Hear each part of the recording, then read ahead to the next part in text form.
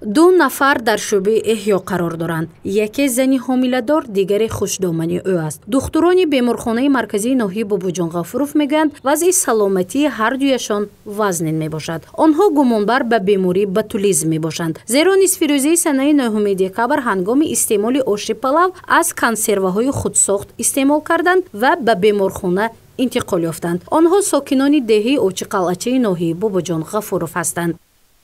3 نفر بیمار. 3 نفر یعنی که یک نفر از در بیمارخانه مرکزی ناحیه شعبه احیا بستری زنی حامله‌دار و 2 نفری دیگر در بیمارخانه شعبه سرایتی دهی ختیور.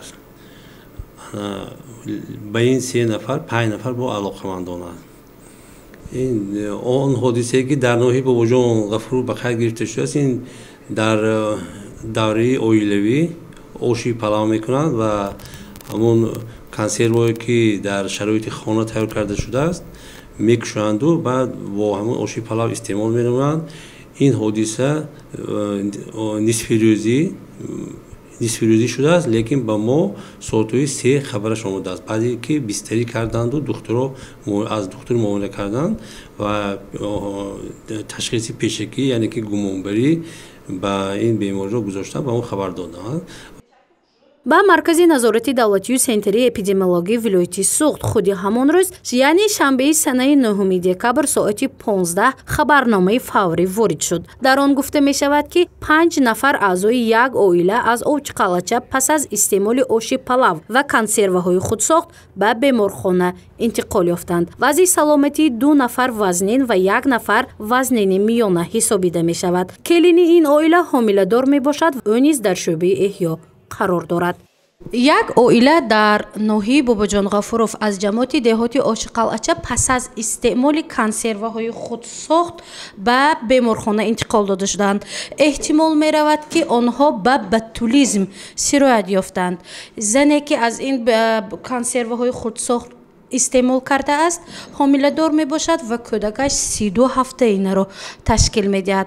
وضع سلامتی زن را دکتران وزنین ارزیابی میکنند.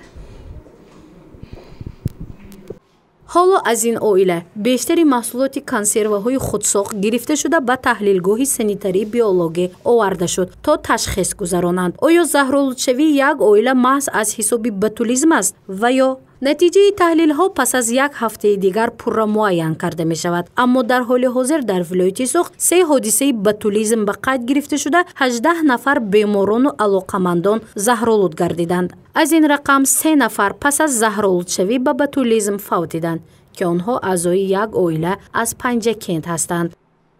پنجکند 6 نفر علاقمندان، ناحیه 7 نفر علاقمندان خودی بیمار.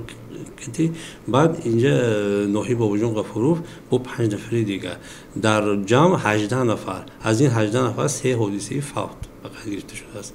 باقی مونده انا حاضر اگر 2 این حالتی که در ناحیه باباجان غفوروف که در شعبه احیا بستریاند و دویم شخصی که حالتشون همچون وزنین بهاگذاری کرده شده است، یعنی 2 نفر حالا در 3 نفر در دوره توبت قرار دارند، باقی مانده همه سیاه شدن، جا شدن.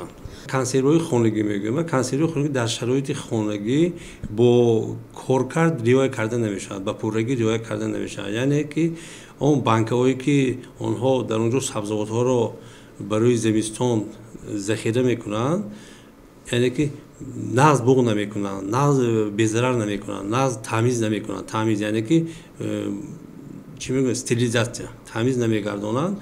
انا بعد این اون چیزی که مثلا بوتولو تقسیم میگه، بوتولی هم آورنده بوتولو تقسیم این در خاک هم میشد.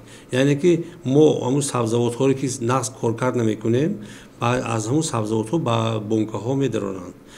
مرکز نظارتی دولتی سانیتری اپیدمیولوژی ولایتی سوخت وابسته به پیشگیری زهرآلودشوی از بوتولیزم آگاهینامه انتشار نمود. این آگاهینامه روز جمعه از جانب دیرکتور مؤسسه به امضا رسید، زیرا حالا موسم استفاده کنسروها می باشد. مقصد آگاهینامه پیشگیری نمودن از زهرآلودشوی ба ботулизм аст. зеро истифодаи аз меъёр зиёди консерваҳои пастсифат ва дар шароити хона омодашуда эҳтимол ба марг оварда расонад. зеро дар давраи соли 2023 3 нафар маҳз бо заҳролудшавӣ фавтиданд.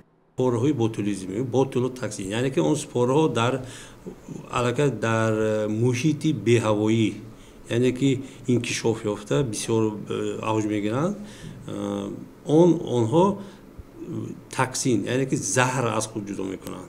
чизи асосие ки он ботулизм дар организм яъне ки ин спораи ботулотоксин дар муҳити меъда яъне муҳити кислотагии меъда бениҳоят тобовар мебошад.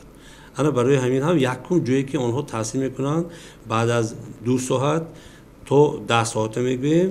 дар баъзе ҳолатҳо мешавад ки аз 10 то 12 рӯза давом медиҳанд. ин аз он миқдори токсине ки ба организм ворид шудааст вобаста аст. аллакай токсин ба майнаи дарозрӯя ва ҳаромағз таъсир мекунад. аз баъде ки аллакай баъди ҳаромағзу майнаи дарозрӯя таъсир мекунад, аллакай нишонаҳои худро нишон медиҳад ки масалан нишонаи якумаш чиа? Ин дилбеҳузурӣ, беҳолатӣ, арақ кардан, нафасгирӣ мешавад, дутобинӣ мешавад. ин нишонаҳо бадтар пайдо мешавад. яъне ки аллакай ин заҳр ба ҳаромағз аллакай ёки мағзи сар таъсири худро расонидааст.